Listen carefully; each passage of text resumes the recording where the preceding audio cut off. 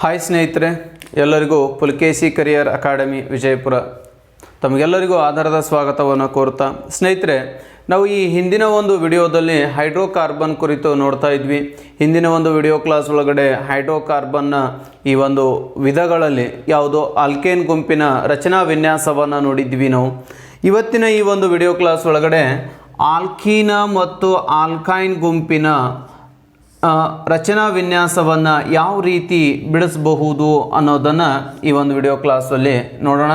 ಹಾಗಾದರೆ ಆಲ್ಕೀನ ಮತ್ತು ಆಲ್ಕೈನ್ಗಳ ರಚನಾ ವಿನ್ಯಾಸ ಈಗಾಗಲೇ ತಿಳಿಸಿರುವಂತೆ ಆಲ್ಕೀನ್ ಗುಂಪಿನೊಳಗಡೆ ಏನು ಬರುತ್ತೆ, ಒಂದು ಫಸ್ಟ್ ಪದ ಬರುತ್ತೆ, ಯಾವುದು ಹೈಡ್ರೋಕಾರ್ಬನ್ ಅಂದರೆ ಮೀಥೀನ ಬರುತ್ತೆ, ಎರಡನೇದು ಈಥೀನ ಅಂತ ಬರುತ್ತೆ, ಮೂರು ಪ್ರೋಫೀನ ಅಂತ ಬರುತ್ತೆ, ನೆಕ್ಸ್ಟ್ 4 ಬ್ಯೂಟೀನ ಅಂತ ಬರುತ್ತೆ, 5 ಪೆಂಟೀನ ಅಂತ ಬರುತ್ತೆ, ಹಾಗೆ ಹೆಕ್ಸೀನೋ, ಹೆಪ್ಟೀನೋ, ಆಕ್ಟೀನೋ, ನಾನೀನೋ, ಡೆಕೀನೋ ಅಂತ ಬರ್ತವೆ. ಹಾಗಾದರೆ ಮೀಥೀನ ಸಾಮಾನ್ಯವಾಗಿರ್ತಕ್ಕಂಥ ಒಂದು ಅಣುಸೂತ್ರವನ್ನು ನಾವು ನೋಡಿದಾಗ C1H2 ಅಂತಕ್ಕಂಥದ್ದಾಗುತ್ತೆ, ಇದು C2H4 ಆಗುತ್ತೆ, C3H6 ಆಗುತ್ತೆ, ಬ್ಯೂಟೇನದು C4H8 ಆಗುತ್ತೆ, ಪೆಂಟೇನದು C5H10 ಆಗುತ್ತೆ ಸ್ನೇಹಿತರೆ. ಹಾಗಾದರೆ ಈ ಒಂದು ಸ್ಟ್ರಕ್ಚರನ್ನು ಬಿಡಿಸಬೇಕಾದ್ರೆ ನಮಗೆ ಈಗಾಗಲೇ ಕೆಟನೀಕರಣ ವಿಧಾನವನ್ನು ಸಹಿತ ಒಂದು ಹಿಂದಿನ ವಿಡಿಯೋ ಕ್ಲಾಸಲ್ಲಿ ನಾನು ಕೊಟ್ಟಿದ್ದೀನಿ. ಅದರ ಲಿಂಕನ್ನು ಸಹಿತ ಯಾರು ಆ ವಿಡಿಯೋಸನ್ನು ನೋಡಿಲ್ಲ ಅದರ ಲಿಂಕನ್ನು ಸಹಿತ ಡಿಸ್ಕ್ರಿಪ್ಷನ್ ಬಾಕ್ಸ್ನಲ್ಲಿ ಕೊಟ್ಟಿರ್ತೀನಿ. ಆ ವಿಡಿಯೋಸಲ್ಲಿ ನೋಡಿ. ಕೆಟನೀಕರಣದೊಳಗಡೆ ಸಹಜವಾಗಿ 3 ವಿಧಗಳನ್ನು ನಾವು ನೋಡಿದ್ವಿ. ಯಾವುದು? ಒಂದು ನೇರ ಸರಪಳಿ, ಕವಲು ಸರಪಳಿ ಮತ್ತು ಮುಚ್ಚಿದ ಸರಪಳಿ.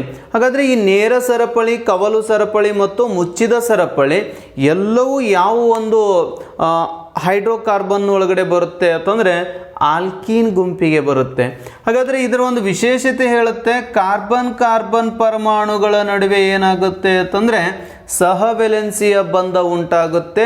ಹಾಗಾದರೆ ಅದು ಎಷ್ಟು ಬಂಧ ಉಂಟಾಗುತ್ತೆ ಅಂತಂದರೆ ದ್ವಿಬಂಧ ಉಂಟಾಗುತ್ತೆ. ಕಾರ್ಬನ್ ಕಾರ್ಬನ್ ಪರಮಾಣುಗಳ ನಡುವೆ ದ್ವಿಬಂಧ ಉಂಟಾಗುತ್ತೆ. ಹಾಗಾಗಿ ಇಲ್ಲಿ ಬಿಡಿಸಬೇಕಾದಾಗ ನಮಗೆ ಮಿನಿಮಮ್ ಕಾರ್ಬನ್ಗಳು ಎಷ್ಟು ಬೇಕು ಅಂದರೆ ಈ ಒಂದು ಸ್ಟ್ರಕ್ಚರನ್ನು ಬಿಡಿಸಬೇಕಾದಾಗ ಯಾವುದು ಆಲ್ಕೀನ್ ಗುಂಪಿನ ಸ್ಟ್ರಕ್ಚರನ್ನು ಬಿಡಿಸಬೇಕಾದಾಗ ಮಿನಿಮಮ್ ಕಾರ್ಬನ್ ಎಷ್ಟು ಬೇಕು ಅಂದರೆ 2 ಆದರೂ ಇರಲೇಬೇಕು. ಯಾಕಂತಂದರೆ ಈ ಡಬಲ್ ಬಾಂಡ್ ಬರಬೇಕಾದ್ರೆ ದ್ವಿಬಂಧ ಉಂಟಾಗಬೇಕಾದ್ರೆ ಮಿನಿಮಮ್ ಕಾರ್ಬನ್ಗಳ ಸಂಖ್ಯೆ ಎಷ್ಟಿರಬೇಕು? 2 ಆದರೂ ಇರಲೇಬೇಕು. ಒಂದೇ ಕಾರ್ಬನ್ಗೆ ಡಬಲ್ ಬಾಂಡ್ ಹಾಕಲು ಬರಂಗಿಲ್ಲ. ಹಾಗಾಗಿ ಇಲ್ಲಿ ಏನು ಮಾಡ್ತೀವಿ ಅಂತಂದರೆ ಎರಡನೇ ಒಂದು ಯಾವುದು ಹೈಡ್ರೋಕಾರ್ಬನ್ನು ಅಂತಂದಾಗ ಈಥೀನ ಅಂತ ಬರುತ್ತೆ. ಈಗಾಗಲೇ ನಾನು ಈಥೀನದ ಒಂದು ಉಪಯೋಗ ಸಹಿತ ತಮ್ಗೆ ಹೇಳಿದ್ದೀನಿ.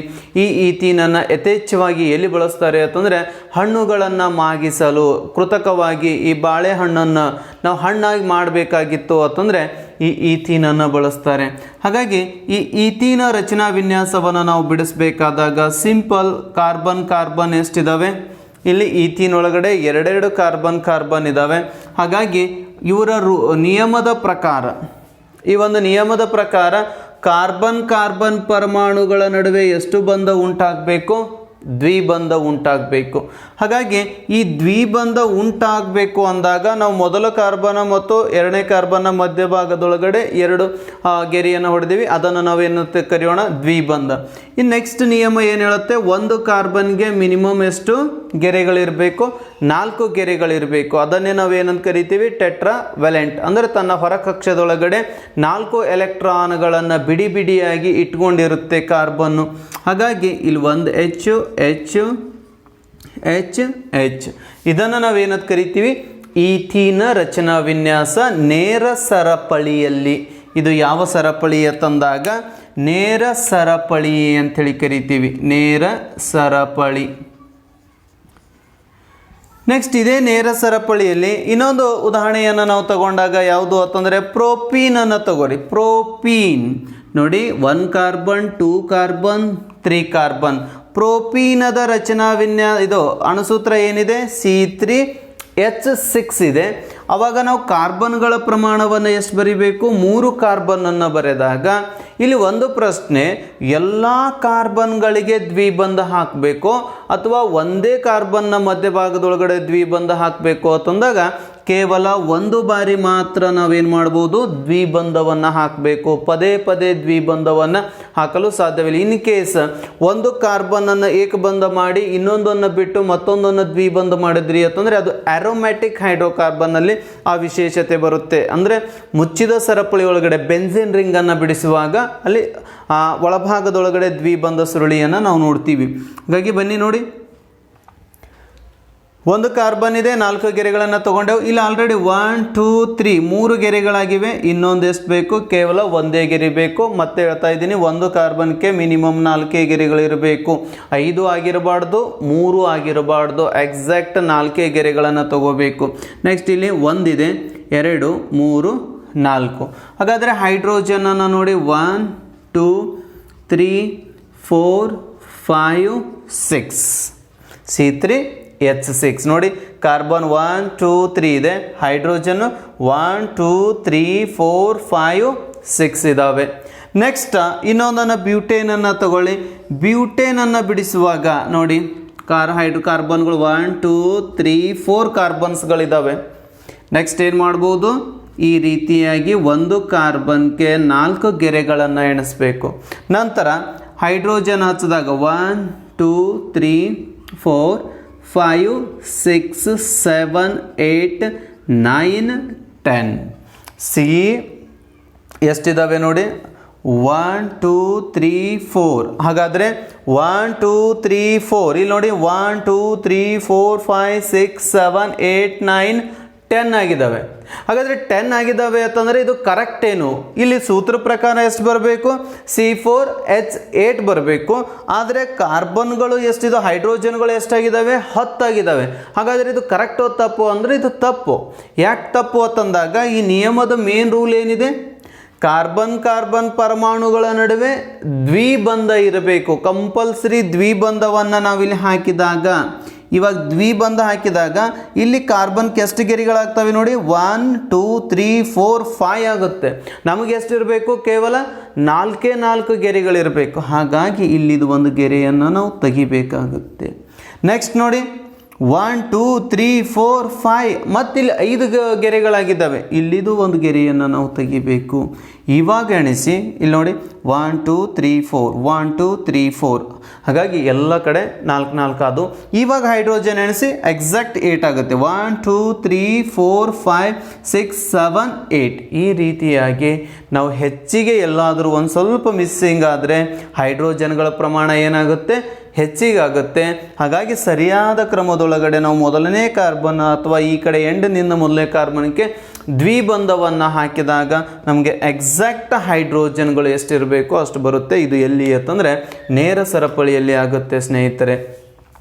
ಅದೇ ರೀತಿಯಾಗಿ ಕವಲು ಸರಪಳಿಯಲ್ಲಿ ನಾವು ಬಿಡಿಸಿದಾಗ ಯಾವ ರೀತಿ ಸ್ಟ್ರಕ್ಚರನ್ನು ಕವಲು ಸರಪಳಿಯಲ್ಲಿ ನಾವು ಇದನ್ನು ಬಿಡಿಸಬಹುದು ಅಂತಂದಾಗ ನೋಡಿ, ಕವಲು ಸರಪಳಿಯಲ್ಲಿಯೂ ಸಹ ಇಷ್ಟೇ ಆಗುತ್ತೆ. ಬಟ್ ಕವಲು ಸರಪಳಿಯಲ್ಲಿ ಮಿನಿಮಮ್ ಕಾರ್ಬನ್ಗಳ ಸಂಖ್ಯೆ ಎಷ್ಟಿರಬೇಕು ಅಂತ ಹೇಳಿದ್ದೀನಿ ನಾನು ಈಗಾಗಲೇ ಹಿಂದಿನ ಒಂದು ವಿಡಿಯೋಲ್ಲಿ ಹೇಳಿದ್ದೀನಿ. ಮಿನಿಮಮ್ ಕವಲು ಸರಪಳಿ ರಚನೆ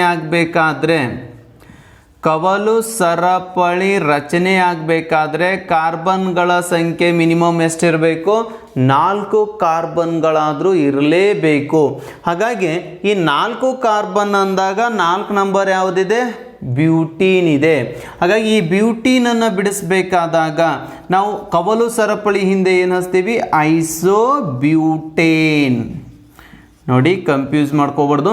ಇಲ್ಲೇನಿದೆ, ಐಸೋ ಬ್ಯೂಟೀನ್, ಬರೀ ಎಕ್ಸಾಕ್ಟ್ ಬ್ಯೂಟೀನ್ ಅಂತಂದರೆ ಇದನ್ನೇ ಐಸೋಬ್ಯೂಟೇನ್ ತಂದ್ರೂ ಸಹಿತ ಯಾವುದಾಗುತ್ತೆ, ಇದನ್ನೇ ಅಣುಸೂತ್ರವನ್ನಾಗುತ್ತೆ, C4H8. ನೋಡಿ, 1 ಕಾರ್ಬನ್ 2 ಕಾರ್ಬನ್ 3 ಕಾರ್ಬನ್ ಬರಿಬೇಕು. ಮೊದಲನೇ ಕಾರ್ಬನ್ಗೆ ಏನು ಮಾಡ್ತೀರಿ, ದ್ವಿಬಂಧವನ್ನು ಹಾಕ್ತೀವಿ. ನೆಕ್ಸ್ಟ್ ಎರಡನೇ ಕಾರ್ಬನ್ ಏನಿದೆಯಲ್ಲ ಅದನ್ನು ಕೌಲು ಹೊಡೆದು ಬಿಡೋಣ. ಇವಾಗ 2 ಇದೆ, 3 4 1 2 3 4 ಆಲ್ರೆಡಿ ಫಿಲಪ್ ಆಗಿದ್ದಾವೆ, ಬಿಟ್ಬಿಡಬೇಕು. ನೆಕ್ಸ್ಟ್ ಈ ಕಡೆ 1 2 3. ಇವಾಗ ಎಣಿಸಿ, 1 2 3 4 5 6 7 8. ಇದು ಕವಲು ಸರಪಳಿ. ಇನ್ನೊಂದು ಉದಾಹರಣೆ ನೋಡಿ, ಪೆಂಟೇನ್ 1 2 3 4 ಎಲ್ಲ 4 ಬರೆಯೋದು.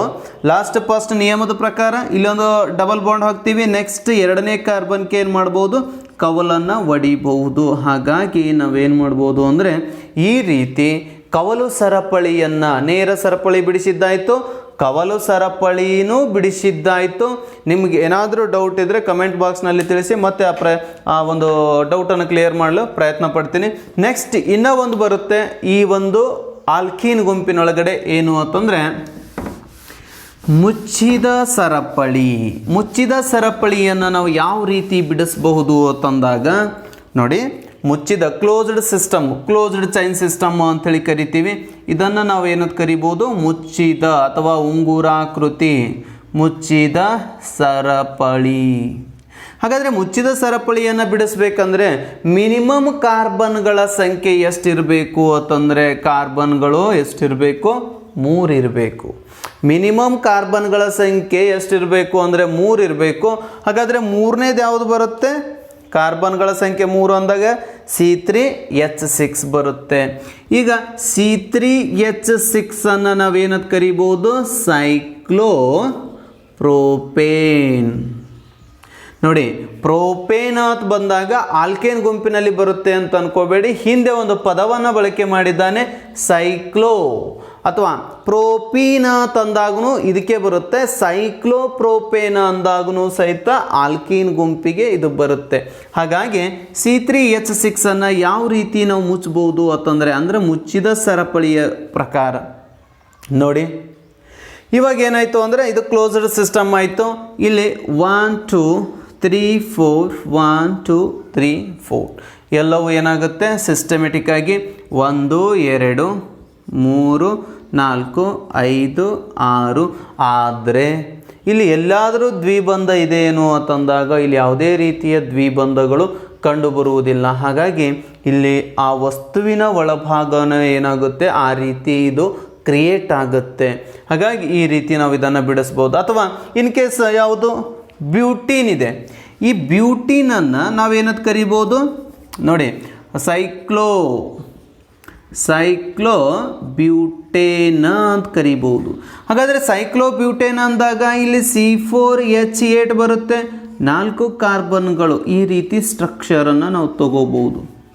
4 ಕಾರ್ಬನ್, ಇಲ್ಲಿ ಆಲ್ರೆಡಿ ಈ ಕಾರ್ಬನ್ಗೆ 2 ಗೆರೆಗಳಿದ್ದಾವೆ, ಇಲ್ಲಿ 2 ಬರುತ್ತೆ, ಇಲ್ಲಿ 2 ಬರುತ್ತೆ, ಇಲ್ಲಿ 2 ಬರುತ್ತೆ, ಇಲ್ಲಿ 2 ಬರುತ್ತೆ. ಹಾಗಾಗಿ ನೋಡಿ 2 4 6 8 ಕಾರ್ಬೋಹೈಡ್ರೋಜನ್ಗಳದು. 1 2 3 4 ಎಷ್ಟದು, 4 ಕಾರ್ಬನ್ಗಳದು. ಈ ರೀತಿಯಾಗಿ ನಾವೇನು ಮಾಡ್ಬೋದು ಅಂತಂದರೆ ಈ ರಚನಾ ವಿನ್ಯಾಸವನ್ನು ಸಮರ್ಪಕವಾಗಿ ಬಿಡಿಸ್ಬೋದು.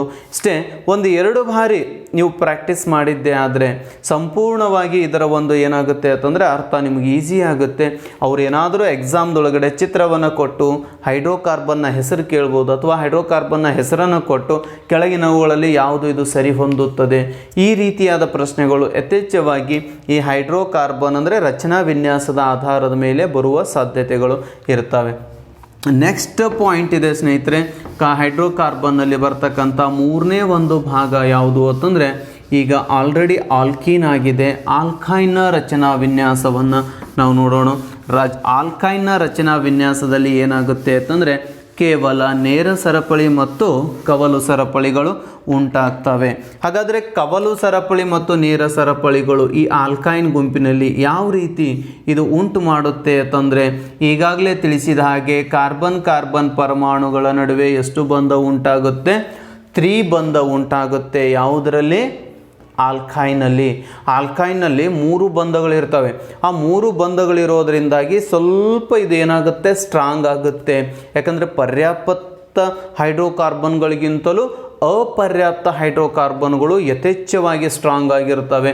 ಅದರಲ್ಲಿ ಸ್ಪೆಸಿಫಿಕ್ ಆಗಿ ಹೇಳೋದಾದರೆ ಈ ಏನು 3 ಬಂಧ ಉಂಟಾಗುತ್ತೆ, ಇದು ಒಂಥರ ಜ್ವಾಲೆಯನ್ನು ಬಿಡುಗಡೆ ಮಾಡ್ತಕ್ಕಂಥ ವಸ್ತು ಅಂತ ಕರಿತೇವೆ. ಫಾರ್ ಎಕ್ಸಾಂಪಲ್ ಈಥೈನು, ಮೊದಲನೇ ಪದ ಬರುತ್ತೆ ನೋಡಿ, ಮೊದಲನೇ ಹೈಡ್ರೋಕಾರ್ಬನ್ ಯಾವುದು ಅಂತಂದರೆ ಈಥೈನ್. ಅಂದರೆ ಇದರ ರಾಸಾಯನಿಕ ಸೂತ್ರ C2H2. ನಾವು ಇದನ್ನು ಏನಂತ ಕರಿತೀವಿ, ಅಸಿಟಲೀನ್. ಅಸಿಟಲೀನ್. ಯಥೇಚ್ಛವಾಗಿ ಇದು ಈ ಬೆಂಕಿಯ ಜ್ವಾಲೆ, ಯಾವುದಾದ್ರೂ ಲೋಹಗಳನ್ನು ಕತ್ತರಿಸಬೇಕಾದ್ರೆ ಒಂದು ಪ್ರಖರವಾದ ಬೆಂಕಿಯ ಜ್ವಾಲೆ ಬೇಕಾಗುತ್ತೆ. ಆ ಬೆಂಕಿಯ ಜ್ವಾಲೆಯನ್ನು ಉಂಟು ಮಾಡ್ತಕ್ಕಂಥದ್ದು ಯಾವುದು ಅಂತಂದರೆ ಈ ಅಸಿಟಲೀನ್. ಇದನ್ನು ನಾವು ಏನಂತ ಉಚ್ಚಾರ ಮಾಡ್ತೀವಿ ಅಂತಂದರೆ ಈಥೈನ್ ಅಂಥೇಳಿ ಕರಿತೀವಿ ಸ್ನೇಹಿತರೆ. ಇದನ್ನು ಈಥೈನ್ ಅಂತ ಕರಿತೀವಿ. ಸುಮಾರು ಪಾಲಿಮರ್ಗಳ ತಯಾರಿಕೆಯಲ್ಲಿ, ಪ್ಲಾಸ್ಟಿಕ್ಗಳ ತಯಾರಿಕೆಯಲ್ಲಿ, ಹಲವಾರು ವಿಧಗಳಲ್ಲಿ ಏನಾಗುತ್ತೆ ಈ ಈಥೈನ್ ಏನಾಗುತ್ತೆ ಯಥೇಚ್ಛವಾಗಿ ಬಳಕೆಯನ್ನು ಮಾಡ್ತಾರೆ. ಹಾಗಾದರೆ ನೋಡಿ, ಈ ಈಥೈನ್ನ ನೇರ ಸರಪಳಿಯನ್ನು ನಾವು ಯಾವ ರೀತಿ ಬಿಡಿಸ್ಬೋದು? ನೇರ ಸರಪಳಿ ಈಸಿಯಾಗಿ ಈಗಾಗಲೇ ತಿಳಿಸಿರುವ ಹಾಗೆ ಈಥೈನ್ ಒಳಗಡೆ ಕಾರ್ಬನ್ಗಳು ಎಷ್ಟಿದ್ದಾವೆ? 2 ಇದ್ದಾವೆ. ಮೊದಲನೇ ಕಾರ್ಬನ್ ಹತ್ರ ಅಲ್ಲಿ ಏನು ಮಾಡ್ತೀವಿ, ದ್ವಿಬಂಧ ಇತ್ತು, 2 ಗೆರೆ ಹೊಡಿತಿದ್ದೆವು. ಇಲ್ಲಿ 3 ಬಂಧ ಇದೆ, 3 ಗೆರೆ ಹೊಡೆಯೋದು. ನೆಕ್ಸ್ಟ್ ಏನಿದೆ, ಇಲ್ಲೊಂದು ಕಾರ್ಬನ್ಗೆ ಆಲ್ರೆಡಿ 3 ಗೆರೆ ಬಂದವೆ, ಇನ್ನು ಬೇಕಾಗೋದು ಒಂದು ಗೆರೆ ಹೊಡೆಯೋದು. ಇಲ್ಲಿ ಆಲ್ರೆಡಿ ಕಾರ್ಬನ್ಗೆ 3 ಗೆರೆ ಇದೆ, ಬೇಕಾಗೋದು 1. ಕ್ಲಿಯರ್? ಇದು ಕ್ಲಿಯರ್ ಆಯಿತು ನೋಡಿ. ಈ ರೀತಿ ಈಥೈನ್ ಇದು ಹಲವಾರು ಬಾರಿ ಎಕ್ಸಾಮ್ದಲ್ಲಿ ಕೇಳಿರ್ತಕ್ಕಂಥ ಒಂದು ಪ್ರಶ್ನೆ. ನೆಕ್ಸ್ಟ್ ಸೆಕೆಂಡ್ ಒನ್ ನೋಡಿದಾಗ ಈಥೈನ್ ಇದ್ದದ್ದು ಆಗನ ಯಾವುದು ಬರುತ್ತೆ? ಪ್ರೋಪೈನ್ ಬರುತ್ತೆ. ಪ್ರೋಪೈನ್ನ ಅಣುಸೂತ್ರ C3H4 ಇದೆ. ಹಾಗಾದರೆ C3H4 ಯಾಕೆ ಇದನ್ನು ಅಂತಂದ್ರೆ ಇದ್ರ ಸಾಮಾನ್ಯ ಅಣುಸೂತ್ರವನ್ನು ನೀವು ನೋಡಿದಾಗ ಏನಾಗುತ್ತೆ? CnH2n-2 ಆಗುತ್ತೆ. ಹಾಗಾಗಿ ಈ ರೀತಿ ಏನಾಗುತ್ತೆ ಅಂತಂದರೆ ನಮಗೆ ಬಿಡಿಸಲು ಸಹಾಯ ಆಗುತ್ತೆ. 1 2 3. ಸೆಕೆಂಡ್ ಪಾಯಿಂಟ್ ಏನಿದೆ ನೋಡಿ, 1ನೇ ಕಾರ್ಬನ್ಗೆ 3 ಗೆರೆ ಹೊಡಿದೆವು, ಇಲ್ಲಿ ಆಲ್ರೆಡಿ ಫಿಲಪ್ ಆಯಿತು, ಇದಕ್ಕೆ 1 ಬೇಕು. ಇಲ್ಲಂತೂ ಯಾವುದೇ ರೀತಿಯ ಹೈಡ್ರೋಜನ್ಗಳ ಅವಶ್ಯಕತೆ ಇಲ್ಲ, ಯಾಕಂದರೆ ಈ ಕಾರ್ಬನ್ನು 1 2 3 4 ತೊಗೊಂಡು ಬಿಟ್ಟಿದೆ ಆಲ್ರೆಡಿ. ಇಲ್ಲಿ ಯಾವುದೇ ರೀತಿಯವಾಗಿರ್ತಕ್ಕಂಥ ಹೈಡ್ರೋಜನ್ಗಳ ಅವಶ್ಯಕತೆ ಇಲ್ಲ. ಮುಂದಿನ ಕಾರ್ಬನ್ಗೆ ಹೈಡ್ರೋಜನನ್ನು ಹಚ್ಚೋಣ. 1 2 3 4 C3H4. ಈ ರೀತಿಯಾಗಿ ಏನು ಮಾಡ್ಬೋದು ಅಂತಂದರೆ ಈಸಿಯಾಗಿ ನಾವು ಈ ಏನಂತ ಕರಿತೀವಿ ರಾಸಾಯನಿಕ ವಿನ್ಯಾಸವನ್ನು ಸಲೀಸಾಗಿ ಬಿಡಿಸ್ಬೋದು. ಇನ್ನು ಯಾವುದು ಇನ್ನೂ ಒಂದಿದೆ, ಕವಲು ಸರಪಳಿಯನ್ನು ನೋಡೋದಾದರೆ ನಮಗೆ ರೂಲ್ ಪ್ರಕಾರ ಏನು ಹೇಳುತ್ತೆ? ಕವಲು ಸರಪಳಿಗಳು ಮಿನಿಮಮ್ ಅಲ್ಲಿ 3 ಆದರೂ 4 ಆದರೂ ಕಾರ್ಬನ್ಗಳಿರಬೇಕು. ಹಾಗಾದರೆ ಇಲ್ಲಿ ಎಷ್ಟು ಕಾರ್ಬನ್ಗಳಿರಬೇಕು? ಈಗ ನಾವು ಬಿಡಿಸಿ ನೋಡೋಣ ಹೇಗೆ ಬರುತ್ತೆ ಆ ಥರ. 1 2 3 4. ಈ 4 ಆತಂದರೆ C4H6 ಆಗುತ್ತೆ. ನಾವು ಮೊದಲನೇ ಕಾರ್ಬನ್ಗೆ 3 ಹಾಕಿದಾಗ ಇಲ್ಲಿ 1 ಬರುತ್ತೆ, ಇಲ್ಲಿ ಅಂತೂ ಹಾಕೋಕ್ಕೆ ಸಾಧ್ಯ ಇಲ್ಲ. ಇವಾಗ ನೋಡಿ 1 2 3 4 5 6 ಇದು ನೇರ ಸರಪಳಿ ಆಯಿತು. ಆದರೆ ನಮಗೇನು ಬೇಕಾಗಿದೆ? ಕವಲು ಸರಪಳಿ. ಕವಲು ಸರಪಳಿ ಅಂದಾಗ ನಾವು ಇಲ್ಲಿ ಏನಾದರೂ ಕವಲನ್ನು ಒಡೆದು ಮತ್ತೊಂದು ಕಾರ್ಬನನ್ನು ತಗೊಂಡ್ರೆ, ಇನ್ ಕೇಸ್ ಕಾರ್ಬನನ್ನು 5 ತಗೊಂಡ್ರೆ C5H8 ಆಗುತ್ತೆ. ಇವಾಗ ನೋಡಿ 1 ಹೈಡ್ರೋಜನ್ 2 3 4 5 6 7 8. ಈ ರೀತಿಯಾಗಿ 3ನೇ ಕಾರ್ಬನ್ಗೆ ಯಥೇಚ್ಛವಾಗಿ ಯಾವಾಗಲೂ 2 4 6 8 ತಗೋತಾರೆ. ಈ ರೀತಿಯಾಗಿ ಬಂದರೆ ನಮಗೆ ನಡೆಯುತ್ತೆ. 1 2 3 4 5 6 7 8 ಏನಾಗುತ್ತೆ ಅಂತಂದರೆ C5H8 ಆಗುತ್ತೆ. ಆದರೆ ಈ ಹೈಡ್ರೋಕಾರ್ಬನ್ನ ಒಂದು ಕವಲು ಸರಪಳಿಯನ್ನು ಬಿಡಿಸಬೇಕಾದಾಗ ಈ ರೀತಿಯನ್ನು ಬಿಡಿಸ್ಬೋದು, ಅಥವಾ ನಾವು ಹೆಚ್ಚಾಗಿ ಬಿಡಿಸಬೇಕಾದ 1 2 3 4 5 ಇಲ್ಲಿ 4ನೇ ಕಾರ್ಬನ್ ಏನು ಬರುತ್ತಲ್ಲ, ಈ 4ನೇ ಕಾರ್ಬನ್ಗೆ ಯಥೇಚ್ಛವಾಗಿ ಏನು ಮಾಡ್ತಾರೆ ಅಂತಂದರೆ ಕವಲನ್ನು ಒಡಿತಾರೆ. ಹಾಗಾಗಿ ಇಲ್ಲಿ ಹೈಡ್ರೋಜನ್ಗಳ ಸಂಖ್ಯೆಯನ್ನು ನಾವು ಚೆಕ್ ಮಾಡಿದಾಗ 1 2 3 4 5 6 7 8 9 10 ಅಂದರೆ C5H10. ಇದು 1 2 3 4 5 6 C6H10 ಆಗುತ್ತೆ. ಅಂದರೆ ಪೆಂಟೇನ್ ಆದ ನಂತರ ಹೆಕ್ಸೇನ್ನ ರಚನಾ ವಿನ್ಯಾಸ ಆಲ್ಕೀನ್ ಗುಂಪಿನಲ್ಲಿ ಬಿಡಿಸಲು ಸಹಾಯ ಆಗುತ್ತೆ. ಅಂದರೆ ಆಲ್ಕೀನ್ ಗುಂಪಿನಲ್ಲಿ ಕವಲು ಸರಪಳಿಯನ್ನು ಬಿಡಿಸಬೇಕಾದ್ರೆ ಪ್ರಮುಖವಾಗಿ ಕಾರ್ಬನ್ಗಳ ಸಂಖ್ಯೆ ಎಷ್ಟು ಬೇಕು ಅಂತಂದರೆ ಮಿನಿಮಮ್ 6 ಕಾರ್ಬನ್ಗಳು ಬೇಕು. ಇದು 5 ಕಾರ್ಬನ್ಗೂ ಬಂದಿದೆ, ಬಟ್ ಇದು ಬೆಸ ಸಂಖ್ಯೆಯಲ್ಲಿ ಕಾರ್ಬನ್ನಲ್ಲಿ ಏನಾಗಿದೆ, ಇದು ಕವಲನ್ನು ಹೊಡೆದಿದ್ದಾರೆ. ಯಥೇಚ್ಛವಾಗಿ ಏನಾಗುತ್ತೆ ಅಂತಂದರೆ ಈ ಬೆಸ ಕಾರ್ಬನ್ಗಳಿಗೆ ಏನು ಮಾಡಲ್ಲ ಅಂತಂದ್ರೆ ಕವಲು ಸರಪಳಿಯನ್ನು ಹೊಡೆಯೋದಿಲ್ಲ. ಸಮಸಂಖ್ಯೆ ಬಂದಾಗ ಕವಲು ಸರಪಳಿಗಳನ್ನು ಯಥೇಚ್ಛವಾಗಿ ಹೊಡಿತಾರೆ. ಯಾಕಂದರೆ ಅವುಗಳಲ್ಲಿ ಬಿಡುಗಡೆ ಆಗ್ತಕ್ಕಂಥ ಬಂಧ ಬಲಿಷ್ಠವಾಗಿರುವುದರಿಂದಾಗಿ ಈ ಫಾರ್ ಎಕ್ಸಾಂಪಲ್ ನೈಟ್ರೋಜನ್ ನಡುವೆ ತ್ರಿಬಂಧ ಉಂಟಾಗುತ್ತೆ, ಹೈಡ್ರೋಜನ್ ನಡುವೆ ಏಕಬಂಧ ಉಂಟಾಗುತ್ತೆ, ಕಾರ್ಬನ್ಗಳ ನಡುವೆ ದ್ವಿಬಂಧ ಹೆಚ್ಚಾಗಿ ಉಂಟಾಗುತ್ತೆ. ಹಾಗಾಗಿ ಇಲ್ಲಿ ಬಂಧವನ್ನು ಉಂಟು ಮಾಡಿದಾಕರ ಇದೊಂದು ಕಾರ್ಬನ್ ವಿಶೇಷವಾದ ಧಾತು. ಹಾಗಾಗಿ ಇದ್ರಾಗ ಏಕಬಂಧ, ದ್ವಿಬಂಧ, ತ್ರಿಬಂಧ ಎಲ್ಲ ಬಂಧಗಳನ್ನು ಇದು ತೆಗೆದುಕೊಳ್ಳುತ್ತೆ. ಬಟ್ ಸ್ಪೆಸಿಫಿಕ್ ಆಗಿ ನಾವು ಹೇಳಬೇಕಾದ್ರೆ ಇದನ್ನು ಈ ಕವಲು ಸರಪಳಿಯನ್ನು ಬಿಡಿಸ್ಬೇಕಾದ್ರೆ ಮಿನಿಮಮ್ ಕಾರ್ಬನ್ಗಳ ಸಂಖ್ಯೆ ಎಷ್ಟು ಬೇಕು ಅಂತಂದರೆ 6 ಬೇಕು. ಆ 6 ನಂಬರ್ ಯಾವುದು ಅಂತಂದರೆ ಹೆಕ್ಸೈನು. ಈ ರೀತಿಯಾಗಿ ನಾವು ಏನಂತೀರಿ ಈ ಒಂದು ಹೈಡ್ರೋಕಾರ್ಬನ್ನಲ್ಲಿ ವಿಶೇಷವಾಗಿ ಧಾತುಗಳ ರಚನಾ ವಿನ್ಯಾಸವನ್ನು ಬಿಡಿಸಬಹುದು ಸ್ನೇಹಿತರೆ. ಇದೇ ರೀತಿಯಾಗಿ ತಾವು ಏನು ಮಾಡ್ಬೋದು ಅಂತಂದರೆ ಪ್ರಾಕ್ಟೀಸ್ ಮಾಡಿ ಎಲ್ಲ ರಚನಾ ವಿನ್ಯಾಸಗಳು ಸಮಗ್ರವಾಗಿ ತಮಗೆ ದೊರೀತವೆ. ಮುಂದಿನ ಒಂದು ವಿಡಿಯೋ ಕ್ಲಾಸ್ ಒಳಗಡೆ ಇದಕ್ಕೆ ಅಟ್ಯಾಚ್ ಆಗಿರ್ತಕ್ಕಂಥ ಕೆಲವೊಂದಿಷ್ಟು ಕ್ರಿಯಾ ಗುಂಪುಗಳು ಯಾವ ಧಾತುವಿಗೆ ಯಾವ ಒಂದು ಕ್ರಿಯಾ ಗುಂಪು ಒಂದು ಹೈಡ್ರೋಕಾರ್ಬನ್ ಗುಂಪಿಗೆ ಸೇರಿದಾಗ ಏನಾಗುತ್ತೆ, ಈಗ ಮೆಥೆನಾಲು, ಇಥೆನಾಲು, ಇಥೆನೋಯಿಕ್ಕು ನಾವು ಯಾವುದು ಕರಿಬೇಕು ಅನ್ನೋದನ್ನು ಮುಂದಿನ ಒಂದು ವಿಡಿಯೋ ಕ್ಲಾಸ್ನಲ್ಲಿ ನೋಡೋಣ ಅಂತ ಹೇಳ್ತಾ ಅಲ್ಲಿವರೆಗೂ ನೋಡ್ತಾ ಇರಿ Pulakeshi career academy Vijayapura. All the best.